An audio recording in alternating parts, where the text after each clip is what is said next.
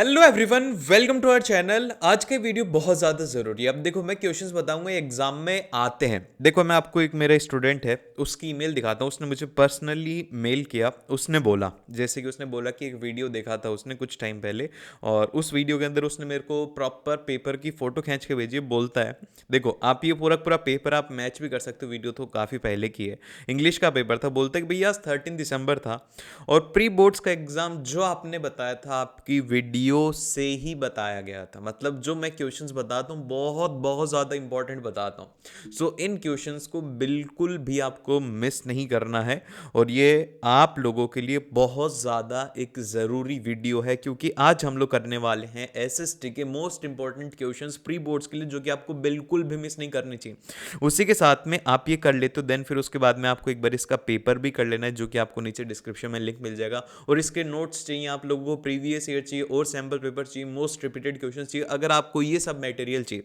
तो आपको कुछ भी नहीं करना, आपको सिंपल से जो नीचे डिस्क्रिप्शन में लिंक है वहाँ पे जाना है। हमारी वेबसाइट खुलेगी, एक सॉफ्टवेयर है जिसके अंदर कि आपको ऑटोमेटिकली जितनी भी इंपॉर्टेंट चीज़ें वो सब आपको आपकी मेल के ऊपर मिल जाएंगी। बस आपको ये करना है, आपको अपना ईमेल आईडी डालना है और आपको सब्सक्राइब कर देना है। जैसे ही आप ये कर दोगे, इसके बाद में काम सारा सॉफ्टवेयर का है। वो आपको जैसे कुछ भी नई अपडेट होती है, कुछ भी नया निकलता है, तो वो हमें सब कुछ मिल जाता है। जैसे कि इसके अंदर ये बोल रहा है कि नोट अबाउट 2-3 बार हो गया, इस वजह से आप लोग इसे ज़रूर से कर लेना, ठीक है। देन फिर इसके बाद में हम लोग अभी से स्टार्ट करते हैं। उसके साथ में सब्सक्राइब किया तो जल्दी से सब्सक्राइब भी कर लेना। आगे तो अब आता है हमारा क्वेश्चन नंबर सेकंड। अब देखो, क्वेश्चन नंबर सेकंड में हमसे कहा गया है, देखो बहुत ही ज़्यादा सिंपल सा क्वेश्चन, आपको एक पाई चार्ट गिवन है और उसमें बोला गया कि what is the significance of 43% of land under plains. कि यहाँ पर आपको लैंड्स के परसेंटेज दिया हुआ है कि प्लेन्स में इतनी है, माउंटेन्स में इतनी है, प्लेट्यूज में इतनी है। तो आप लोग इसको कैसे डिफाइन करोगे? तो सबसे फर्स्ट तो आपको पता होना चाहिए कि ये यहाँ पर लैंड का मतलब क्या है। प्लेन्स मतलब सीधी जमीन है, वहाँ पर कुछ भी नहीं, वहाँ पर आप खेती भी कर सकते हो, वहाँ पर आप प्लांट्स भी लगा सकते हो, वहाँ पर इंडस्ट्री भी लगा सकते हो, सब कुछ कर सकते हो। माउंटेन्स तो आपको बताइए पहाड़ होते हैं, उन पर कुछ नहीं किया जा सकता। और वहीं पे जो प्लेट्यूज होते हैं, इसमें थोड़ा सा कंफ्यूजन रहता है कि भैया प्लेट्यूज क्या होते हैं। तो देखो, प्लेट्यूज एक ऐसी जगह होती है जहां पर कि वो रिच रहती है, जहां पर फॉसिल फ्यूल्स हमें मिल सकते हैं। आपने देखा होगा फॉसिल फ्यूल मिल जाते हैं, या फिर वहां पर मिनरल्स मिल जाते हैं, या फिर वहां पर हमें ओर्स मिल जाते हैं। तो ऐसी जो लैंड रहती है वो प्लेट्यूज की कैटेगरी में आ जाती है। तो इसे हम लोग बोलते हैं प्लेट्यूज, और प्लेन्स के अंदर हम लोग कुछ भी कर सकते हैं। तो अब देखिए, इसमें बोला गया है कि लैंड अंडर प्लेन्स। तो अब देखिए ऑप्शंस में क्या क्या कहा गया कि to provide the facility for agriculture and industry. तो सीधी सी बात है भैया, जो हमारा ऑप्शन नंबर यहाँ पर ए है ये एकदम से करेक्ट हो जाएगा। इस तरीके से आपको करते हुए चलना है। देन फिर इसके बाद में नेक्स्ट थिंग आती है, वो आती है transformation of things available in our environment involves an interactive relationship between. और फिर उसके बाद में आप देखिए कि हमारे इन्वायरमेंट में आपको क्या क्या चीज़ें आसपास में देखने को मिलेंगी। सबसे फर्स्ट आप क्या देख रहे हो अपनी आंखों से? सबसे पहली जरूरी चीज़ क्या है? वो है आप लोगों के लिए एयर। एयर कहाँ से मिल रही है? वो मिल रही है हमें नेचर से, ठीक है, ये हो गया।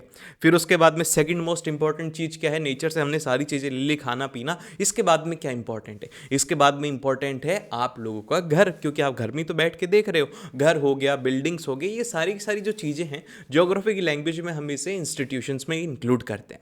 फिर ये तो हो गया। फिर उसके बाद में अभी आप लोग जो वीडियो देख रहे हो, ये किस में देख रहे हो? फोन में देख रहे हो। ये क्या है? ये एक टेक्नोलॉजी है। तो इन तीनों चीज़ों का जब मिलन होता है तो ही यहाँ पर हमारे ट्रांसफॉर्मेशन ऑफ थिंग्स अवेलेबल होती है। तो इसीलिए हमारा ऑप्शन जो रहेगा यहाँ पे रहेगा नेचर, टेक्नोलॉजी एंड इंस्टीट्यूशंस। फिर इसके बाद में आता है क्वेश्चन नंबर थर्ड। अब देखो, ये वाला आप लोगों को आंसर देना है। हर एक स्टूडेंट मुझे कमेंट सेक्शन में बताएगा कि इसका करेक्ट ऑप्शन क्या रहेगा। ए रहेगा, बी रहेगा, सी रहेगा या फिर डी रहेगा। जितने भी स्टूडेंट्स कमेंट करेंगे उन सभी के कमेंट्स को मैं लाइक करूंगा और उनको पर्सनली गिफ्ट भी मैं आप लोगों को सेंड करूंगा, ठीक है। सो चलिए, अब देखिए यहाँ पे क्या है। अब मैं आपको एक बार क्वेश्चंस भी समझा देता हूँ। यहाँ पर आपको डेटा गिवन है, डेटा बेस्ड क्वेश्चन आपसे पूछे जाएंगे। बोला गया है कि इन्फेंट मोर्टेलिटी रेट पर 1000 लिव बर्थ इन 2018। मतलब ये डेटा देने का मतलब क्या है कि हर 1000 बच्चों में से कितने बच्चे जो हैं यहाँ पर मरे थे। मतलब कि एक तरीके से 1000 पैदा हुए थे, उनमें से कितनों की हेल्थ की वजह से वहाँ पर जान गई थी कि हेल्थ केयर उन्हें नहीं मिल पाया, अच्छी फैसिलिटीज़ नहीं थी, वो हो गया। फिर सेकंड ये है लिटरेसी रेट। ये तो आप लोग बखूबी जानते हो कि पढ़े लिखे लोग, एजुकेशन की यहाँ पे बात करी जा रही है, ठीक है। ये हम लोग इसे लिख देते हैं एजुकेशन। तो यहाँ पर रेशियो दिया गया है ए और बी का। अब क्वेश्चन में क्या कहा गया, क्वेश्चन में कहा गया है कि as per the data why the state B is having the low infant mortality rate. तो भैया यहाँ पर बोला गया है कि आप देखेंगे कि यहाँ पर 1000 के ऊपर 30 स्टूडेंट मतलब 30 बच्चों की डेथ हो जाती है और यहाँ पे ही 7 बच्चों की डेथ होती है। तो ऐसा क्यों है? यहाँ पर आप देखेंगे कि यहाँ पर लिटरेसी रेट हाई है। लिटरेसी रेट हाई है तो एजुकेशन हाई है। एजुकेशन हाई होने से बहुत सारे इंस्टीट्यूट्स है, वहाँ पर अच्छी फैसिलिटीज़ हैं, अच्छे पढ़े लिखे लोग हैं, तो डॉक्टर नर्सेज वगैरह आसानी से अवेलेबल हैं, हेल्थ केयर अच्छा है, वहाँ पर सब कुछ अच्छा है। तो यहाँ पर अब आपको ऑप्शंस में क्या क्या है, सबसे पहले बोला गया कि it has the high per capita income की, तो इसकी तो बात ही नहीं करी गई। फिर उसके बाद में सेकंड बोला गया कि it has the better infrastructure, infrastructure की भी बात नहीं है भाई। फिर आता है कि it has good teachers and schools, ये करेक्ट तो है लेकिन ये इस पॉइंट के रिगार्डिंग करेक्ट नहीं है। यहाँ पर हेल्थ केयर की बात करी जा रही है, अगर बात करी जाती है एजुकेशन की तो हम इसे इंक्लूड करते, लेकिन लास्ट वाले के अंदर बोला गया कि it has the health care and education for all, तो डी ऑप्शन इसका एकदम से करेक्ट हो जाएगा। अदरवाइज सी और डी करेक्ट होते अगर वो इसकी बात करता, जैसे एजुकेशन की वो बात करता या फिर बेटर लिविंग की अगर वो बात करता, तो उस केस में हम लोग इसे करेक्ट करते। देन फिर इसके बाद में आता है हमारे पास में क्वेश्चन नंबर 4। अब देखो क्वेश्चन नंबर 4 के अंदर आप लोगों से 3 टाइप के फॉरेस्ट के बारे में बात करी गई, reserve forest, protected forest and अनक्लास्ड forest. तो सबसे पहले आपको पता होना चाहिए कि कौन सा फॉरेस्ट क्या होता है। तो सबसे फर्स्ट मैं आपको बताता हूँ, रिजर्व फॉरेस्ट का मतलब ये होता है कि जहां पर आप हंटिंग नहीं कर सकते, हंटिंग वहां पर बैन होती है। फिर सेकंड आता है प्रोटेक्टेड फॉरेस्ट, जो कि लीगली कौन ऑन करता है, लीगली यहां पर इसे गवर्नमेंट इसे ऑन करती है। फिर अनक्लास्ड फॉरेस्ट वो होते हैं जो कि किसी भी एक प्राइवेट इंडिविजुअल ओन कर सकता है। अगर आपके पास में अच्छे खासे पैसे हैं तो आप एक अपना पूरा पूरा जंगल भी खरीद सकते हो। तो अब आपको यहाँ पर ये पता होना चाहिए, बेसिक डिफरेंस आपको पता लग गया। अब इसके बाद में कौन सी स्टेट में ये है, तो देखो भाई सबसे पहले रिजर्व्ड जो फॉरेस्ट हैं वो है हमारे यहाँ पर आप लोगों के आंध्र प्रदेश में, तो फर्स्ट वाले का ऑप्शन हो जाएगा बी। फिर उसके बाद में प्रोटेक्टेड फॉरेस्ट की अगर हम लोग बात करते हैं जो कि लीगली गवर्नड है, वो है हमारे हरियाणा के अंदर। फिर उसके बाद में थर्ड की बात करते हैं अनक्लास्ड फॉरेस्ट, जो कि है नॉर्थ ईस्टर्न स्टेट्स के अंदर, जो कि मेनली किसी भी एक प्राइवेट इंडिविजुअल या प्राइवेट फर्म या फिर किसी भी गवर्नमेंट बॉडीज या फिर किसी भी एक पीएसयू भी इसे ऑन कर सकती है, इसको कोई भी ऑन कर सकता है।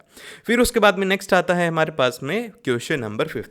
इसमें बोला गया है कि conservation of a forest is a key for the survival of a human kind and some of the practices undertaken in India in this direction is the joint forest management. तो अब आपको बोला गया है कि कौन सी करेक्ट इंफॉर्मेशन है जॉइंट फॉरेस्ट मैनेजमेंट के बारे में। सो ये क्वेश्चन इंपॉर्टेंट, मार्क कर लेना, 100% आने के चांसेस हैं। तो अब इसमें बोला गया है कि फर्स्ट में बोला गया कि it involves the local communities in the management and the restoration of degraded forest, जो कि एकदम से करेक्ट बात है भैया। यहाँ पर ही क्या करते हैं, वहाँ के जो लोकल्स हैं उनकी हेल्प लेते हैं जिससे कि फॉरेस्ट का मैनेजमेंट हो पाए, सही ढंग से कर पाए। फिर इसके बाद में सेकंड ऑप्शन जो आता है इसका, देखो डेटा बेस्ड क्वेश्चन पूछें, ये है कि यहाँ पर the program has been formal existence since 1980। तो यहाँ पे ये क्या होगा, ये हमारा थोड़ा सा गलत होगा, यहाँ पर डेट गलत है, ये आएगा यहाँ पर 1988 में ये स्टार्ट हुआ था। फिर नेक्स्ट आता है कि Jharkhand passes the first resolution for the joint forest management, गलत है। यहाँ पर जो फर्स्ट स्टेट था वो कौन सा था, वो था यहाँ पर उड़ीसा। तो ये आपको ध्यान रखना है, Orissa was the first state. फिर इसके बाद में लास्ट में आता है कि the members of a local village communities are entitled to immediate benefits like non timber for producers. तो यहाँ पर ये क्या करते हैं कि यहाँ पर जो लोकल विलेज कम्युनिटीज़ हैं वो हेल्प करते हैं जैसे कि नॉन टिम्बर प्रोडक्ट्स को यूज़ मिले। तो यहाँ पर क्या होगा कि फर्स्ट और फोर्थ स्टेटमेंट सही हो गया, तो इसलिए आप लोग मार्क करेंगे सी ऑप्शन एकदम से करेक्ट हो गया है। फिर इसके बाद में अगला क्वेश्चन है क्वेश्चन नंबर 6। सभी स्टूडेंट्स जल्दी से एकदम से सावधान हो जाओ और इसका आंसर मुझे कमेंट सेक्शन में बताइए कि यहाँ पे कि the peoples of Belgium have successfully deal with the country power sharing and in leading happy and peaceful life, which one route of the federation have been adopted. तो ये question आप लोगों के लिए, आप लोग मुझे कमेंट करके बताइए ए बी सी डी में से कौन सा क्वेश्चन रहेगा। आप लोगों के चैप्टर स्टार्ट होते ही फर्स्ट पेज के फर्स्ट पैराग्राफ में ही आप लोगों को ये देखने को मिलता है, जिसकी की डेफिनेशन भी आपको गिवन है। तो जल्दी से बताइए क्या होगा इसका आंसर। सो जिन भी स्टूडेंट्स ने एकदम से सही कमेंट किया है वो इसका सही आंसर है यहाँ पर होल्डिंग टुगेदर, सी ऑप्शन एकदम से करेक्ट हो गया।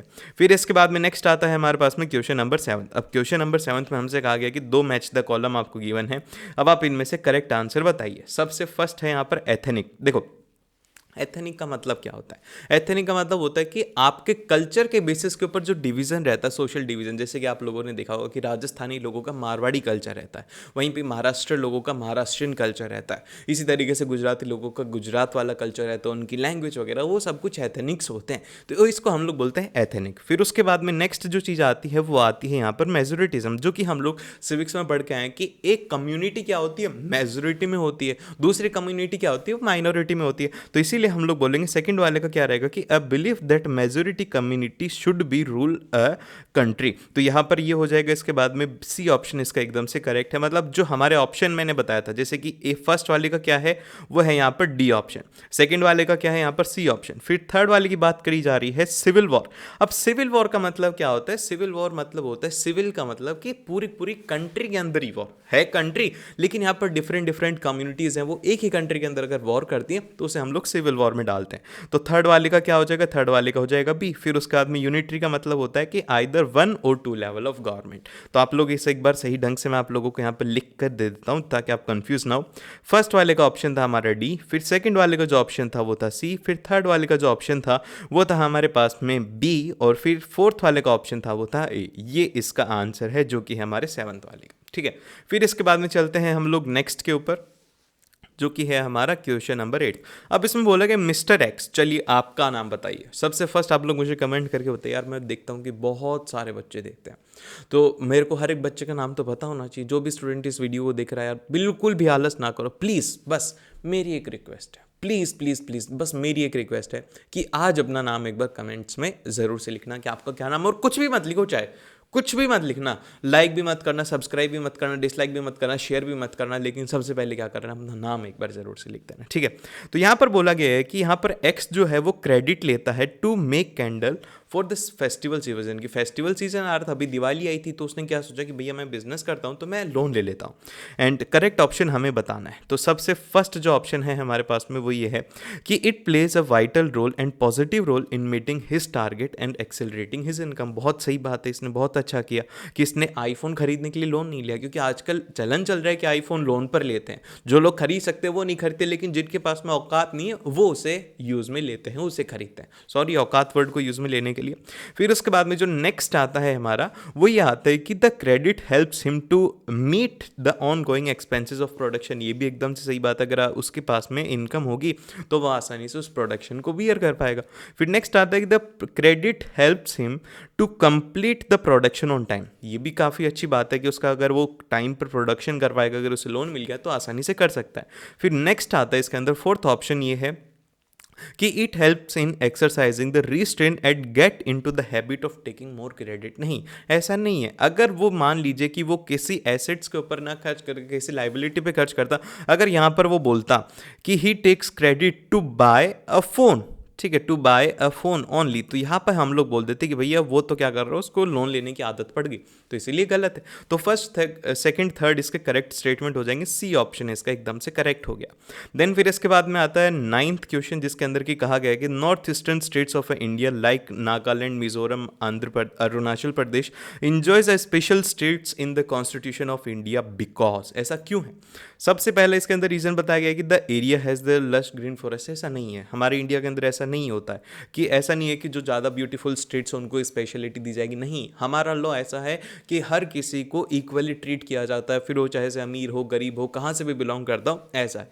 लेकिन इनकी जगह क्यों है? तो सेकंड ऑप्शन दिया गया कि लिटरेसी रेट्स। गलत है भैया, लिटरेसी रेट्स इसकी हाई कहाँ है? इससे हाई हमारे पास में केरल की है, फिर उसके बाद में काफ़ी सारे ऐसे स्टेट्स हैं। फिर नेक्स्ट आता है कि due to their social and historical circumstances. तो यहाँ पे हम बोलेंगे कि ये सी ऑप्शन सही लग रहा है, तो सी ऑप्शन ही इसका करेक्ट होगा। फिर इसके बाद में नेक्स्ट आता है पैराग्राफ, मतलब इमेज बेस्ड क्वेश्चन है। इसमें बोला गया कि एक नेपोलियन है, नेपोलियन आपको बताया गया है, ठीक है, ये यहाँ पर इसके हाथ में रॉड है और इसने होल्ड कर रखा है। आप देखेंगे कि इसके पीछे एक बैग है जिसमें से लेटर्स गिर रहे हैं, ठीक है, यहाँ पर लेटर्स गिर रहे हैं। तो इस इमेज से क्या कहना चाहता था? तो इस तरीके की इमेज पब्लिश होती थी तो वहाँ पर इसके कैप्शन में लिखा जाता। यहाँ पर ये कौन है? ये है हमारे भाई साहब नेपोलियन, और इनके बैग के अंदर क्या है? ये है यहाँ पर इनकी टेरिटरीज, ठीक है, ये क्या है? ये है इनकी टेरिटरीज जो कि ये लूज करते जा रहे हैं। क्योंकि इनकी पावर लॉस्ट हो रही है और ये इसमें सस्टेन करने की कोशिश करे, तो ये यहाँ पर दिखाना चाह रहा था, तो इसलिए सी ऑप्शन इसका एकदम से करेक्ट होगा। It shows that territory is lost by him. Next फिर इसके बाद में अगला क्वेश्चन आता है, क्वेश्चन नंबर मतलब इसी का ही, जो विजुअली इंपेयर्ड स्टूडेंट होते हैं जिनको नहीं आता वो यही करके आते हैं, वो ये है कि ब्रोकन चेन का मतलब क्या होता है। तो हम लोग इसको सिंपल सा बोलेंगे, ब्रोकन चेन का मतलब होता है फ्रीडम, कि आपने चेन तोड़ दी तो मतलब आपकी आज़ादी हो गई। फिर इसके बाद में 11th क्वेश्चन आता है, ये मल्टीपल सेलेक्ट टाइप क्वेश्चन है। इसमें बोला गया है ग्लोबलाइजेशन के अंदर कौन से यहाँ पे सही रहेंगे। तो सबसे फर्स्ट है कि एक्सपेंशन ऑफ मल्टीनेशनल कॉरपोरेशंस, तो यहाँ पे हम लोग बोलेंगे कि भैया ये तो सही है कि उनका भी एक्सपेंशन होता है। फिर नेक्स्ट ये आता है हमारे पास में ऑप्शन है इसमें कि advancement in information and communication technology, ये भी एकदम से सही बात है भाई। फिर नेक्स्ट आता है कि नेशनलिज्म एंड ट्रेड बैरियर्स, तो क्या यहाँ पर ऐसा होता है, नेशनलिज्म और ट्रेड बैरियर्स होते हैं।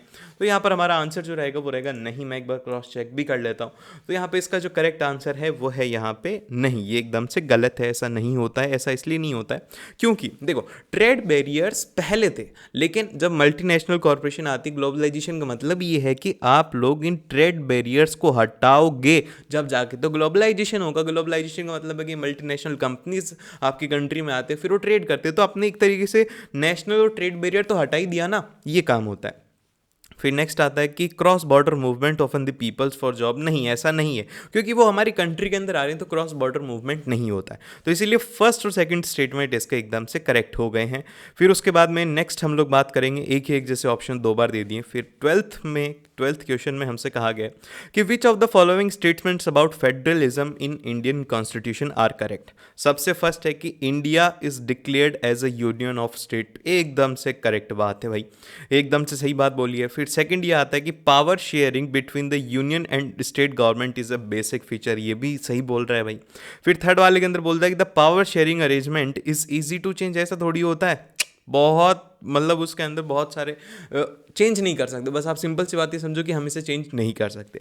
नेक्स्ट आता है कि change in the power sharing requires the 1/3 of majority. देखो यहाँ पर इसने बोला तो कुछ परसेंट सही बोला है, 1/3 मेजोरिटी नहीं होती है, वो होती है यहाँ पर 2/3 ऑफ मेजोरिटी। कितना, 2/3 ऑफ मेजोरिटी अगर रहता है तो यहाँ पर हम लोग चेंज कर सकते हैं। तो ये ऑप्शन 1 और 2 इसके करेक्ट हो गए, तो इसका आंसर आएगा ए ऑप्शन। फिर इसके बाद में 13th क्वेश्चन आता है, उसमें बोला गया है कि अरेंज द फॉलोइंग इवेंट्स, जो कि यहाँ पर leading up to the civil disobedience movement थे। ऐसे क्वेश्चन आते हैं जिसके अंदर कि आपको टाइमलाइन के अकॉर्डिंग बताना होता है। तो देखो यहाँ पर क्या दिया गया, सबसे पहले बोला गया है यहाँ पे बाइकॉट ऑफ साइमन कमीशन, फिर उसके बाद में पूर्ण स्वराज रिजोल्यूशन पास्ट, फिर letter 11 demand sent to victory Irwin, फिर नेक्स्ट आता है सॉल्ट मार्च। तो अब हम बोलेंगे कि भाई ये तो जो था ये सॉल्ट मार्च से पहले हुआ था, थर्ड और फोर्थ यहाँ पर हमारे कॉम्बिनेशन हो गए। फिर उसके बाद में सबसे पहले बाइकआउट ऑफ साइमन कमीशन किया था, एक नारा लगाया था गो बैक साइमन करके, फिर उसके बाद में पूर्ण स्वराज हुआ था। तो ये एकदम से सही गिवन है, फर्स्ट हुआ था, फिर उसके बाद में सेकंड हुआ था, फिर उसके बाद में थर्ड हुआ था, फिर उसके बाद में फोर्थ हुआ था। इस तरीके से आपको ध्यान रखना है। देन फिर इसके बाद में आता है हमारे पास में क्वेश्चन नंबर 14। अब क्वेश्चन नंबर 14 में कहा गया है कि in Indian economy the 3 sectors primary, secondary और टर्शरी हैं। अब आपको बताना है कि मोस्ट अप्रोप्रिएट कौन सा एक्सप्लेनेशन है, कि जैसे कि इंप्लॉयमेंट शेयर जो होता है प्राइमरी सेक्टर का वो कैसा रहता है, हमेशा हाई क्यों रहता है। तो सबसे पहले हम लोग बोलते हैं कि government policies preferentially treats the primary sector. तो क्या ये बात सही है कि जो गवर्नमेंट है वो प्रेफरेंशियली की सबसे पहले प्राइमरी सेक्टर को ट्रीट करती है? किस हद तक ये बात सही है? एक एक्सटेंट तक ये बात सही है कि प्राइमरी सेक्टर के ऊपर बेनिफिट्स बहुत ज़्यादा होते हैं, वहाँ पर उनको लोन जो है उनके बेसिस के ऊपर काफ़ी कम इंटरेस्ट के ऊपर मिलता है, वहाँ पर फैसिलिटीज़ उनको प्रोवाइड करवाई जाती हैं, गवर्नमेंट्स की स्कीम्स होती हैं गाँवों के लिए, बहुत सारी होती हैं। तो एक चांसेस है कि यहाँ पर सही होगा। फिर उसके बाद में सेकेंड ये है कि इंडियन इकोनॉमी इज़ लार्जली एग्रियन। एग्रियन का मतलब होता है कि एग्रीकल्चर के ऊपर based and majority of population is depend on agriculture, इसीलिए गवर्नमेंट्स की पॉलिसीज भी वहां पे ही रहती हैं। फिर नेक्स्ट आता है कि in advocate service sector forces peoples to continue work in a primary sector.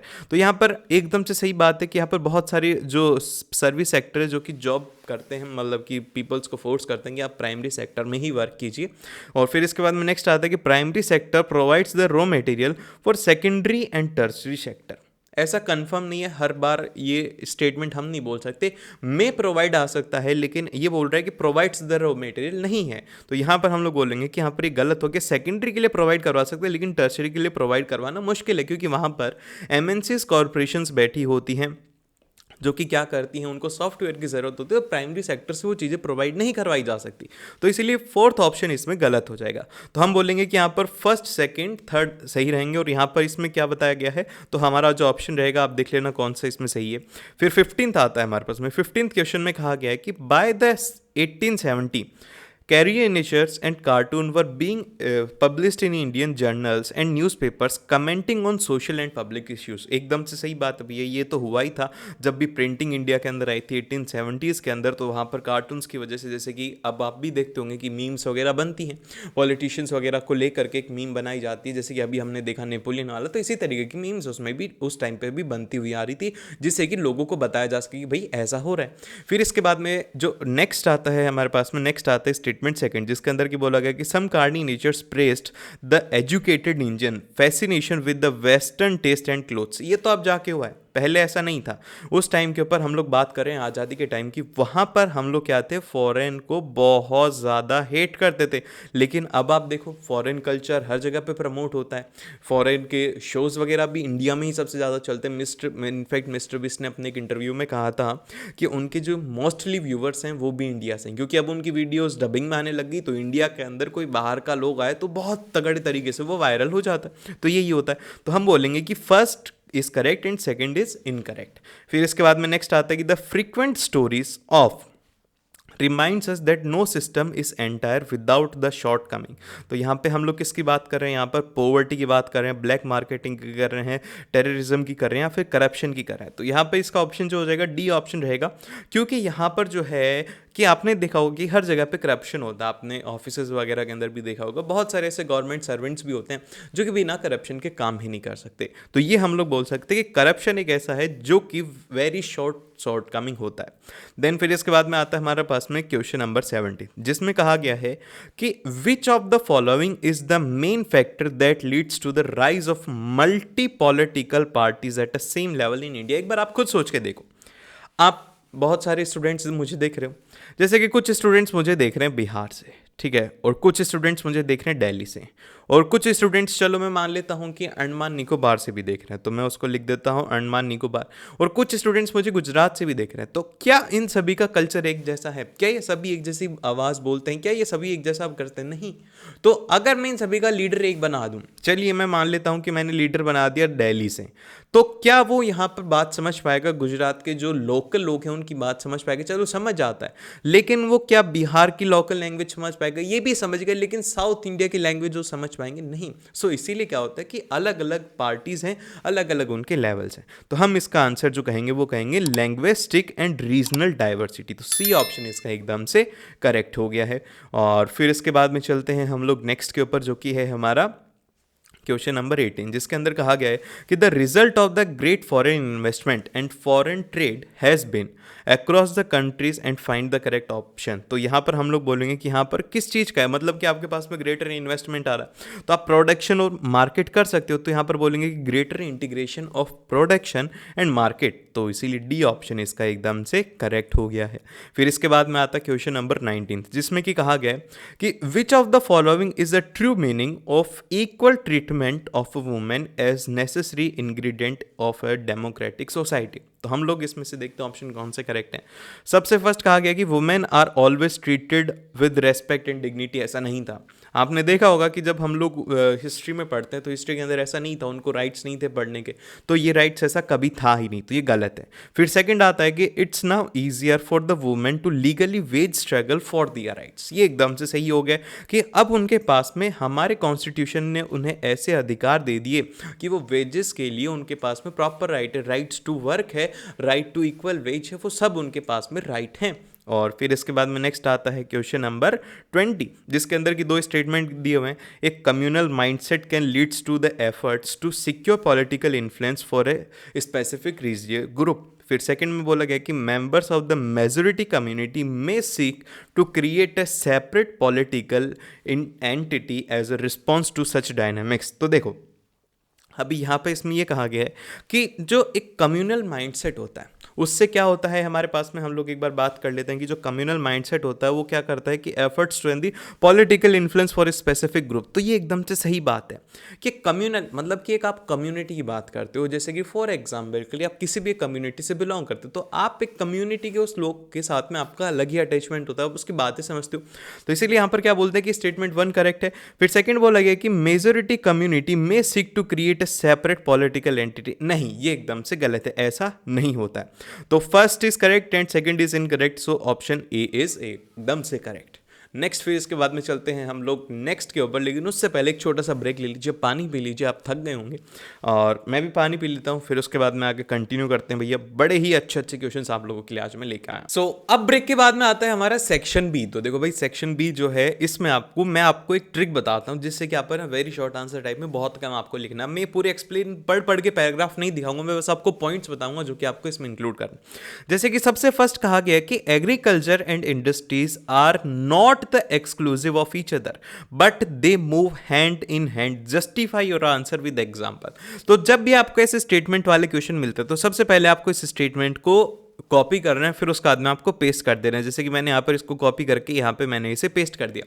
फिर उसके बाद में आप एक लॉजिकली सोचो कि इंडिया की मेजोरिटी ऑफ पॉपुलेशन किसके ऊपर डिपेंड है, एग्रीकल्चर के ऊपर। अब जब एग्रीकल्चर के ऊपर डिपेंड है, एग्रीकल्चर से क्या मिलता है, वो मिलता है भैया हमें रॉ मटेरियल्स। ठीक है, रॉ मटेरियल मतलब कि खाने का भी मिलता है, रॉ मटेरियल्स भी मिलते हैं जो कि फिर आगे इंडस्ट्री के अंदर जाते हैं। जैसे कि मैं यहाँ पर बात कर रहा हूँ कॉटन की, जिससे कि यहाँ पर क्लॉथ बनेंगे। ठीक है, अब ये कॉटन के ऊपर गया, फिर ये इंडस्ट्री में गया, फिर इंडस्ट्रीज के अंदर जाने से तो बस एक तरफ की साइकिल होती है, फिर एग्रीकल्चर में भी तो कुछ कुछ चीज़ें यूज में आती है। तो इंडस्ट्रीज से एग्रीकल्चर में क्या आता है, जैसे कि इरिगेशन पंप हो गया, पीवीसी पाइप्स हो गई, मशीन्स हो गई, टूल्स हो गई।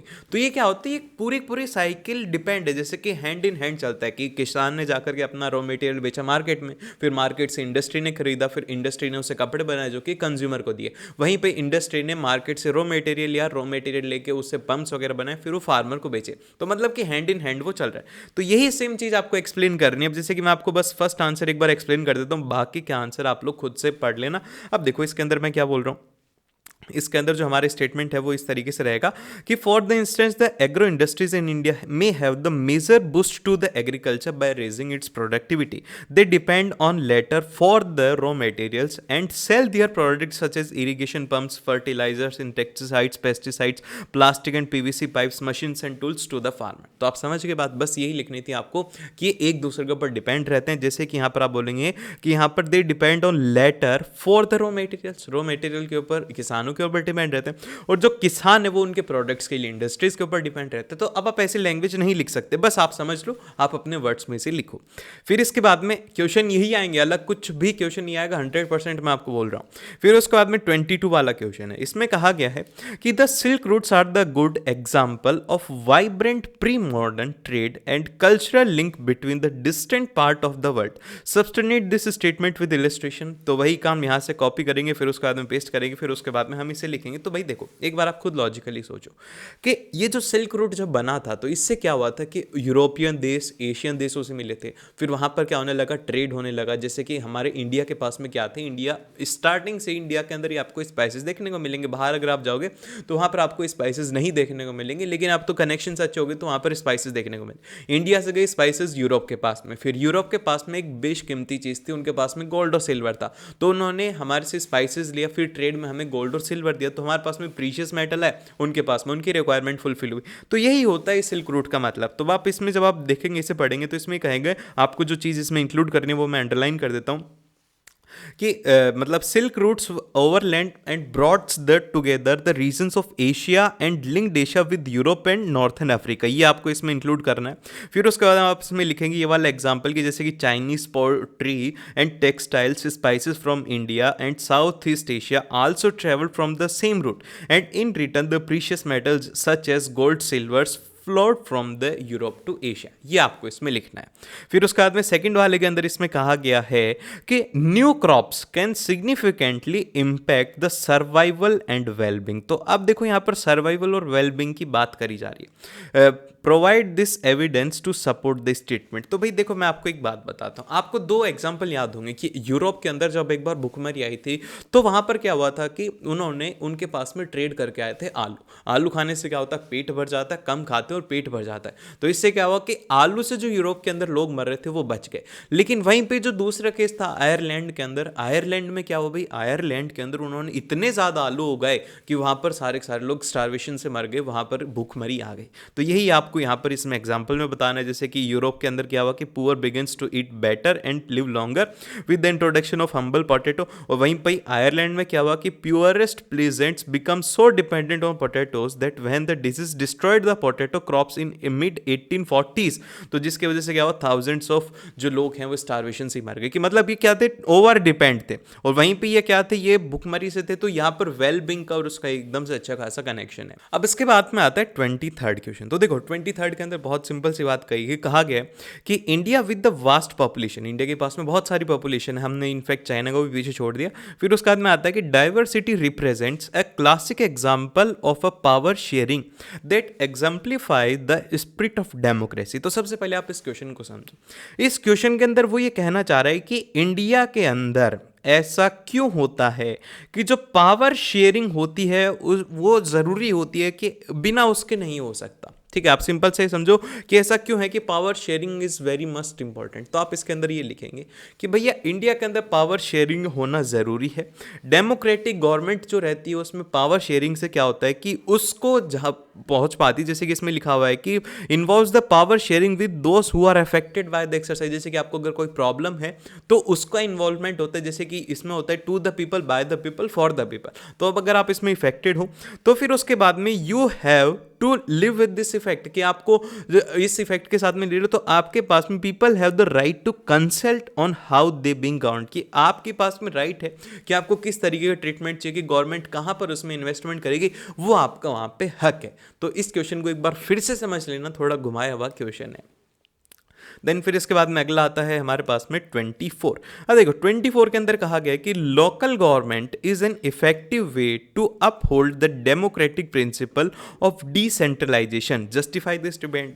तो भैया ऐसा सिंपल सी बात इसलिए है क्योंकि अगर पावर शेयरिंग होती है, जैसे कि डिसेंट्रलाइजेशन होता है, अगर नहीं होता, जैसे कि डिसेंट्रलाइजेशन का मतलब क्या होता है कि लोकल आपके पास में क्या होती है, लोकल पावर चली जाती है, गांव तक आती है, लास्ट में हम लोग पंचायत की बात करते हैं। पंचायत में क्या होता है कि आप अपने गांव के मुखिया जो कि आप ही के साथ रहते हैं, आप उनके साथ में उठते बैठते हो। अब अगर आपको प्रॉब्लम है तो आप मुखिया को ही बताओगे, ऐसा तो है नहीं कि सीधा प्रधानमंत्री को फोन करोगे, हाँ जी मोदी जी मुझे ये समस्या हो रही है, ऐसा तो आप करने नहीं वाले। तो इसीलिए यहाँ पे क्या होता है कि जब डाइवर्सिफिकेशन होता है तो पीपल्स को नॉलेज होती है कि भाई क्या काम करवाना है। जैसे कि मान लो कि आपके गाँव के अंदर आपके लोगों को 5-7 लोग होते हैं जो कि पता होता है कि कहाँ पर इन्वेस्टमेंट होगा, क्या हमें करना है। तो इसलिए यहाँ पर डिसेंट्रलाइजेशन बहुत बहुत ज़्यादा इंपॉर्टेंट रोल प्ले करता है।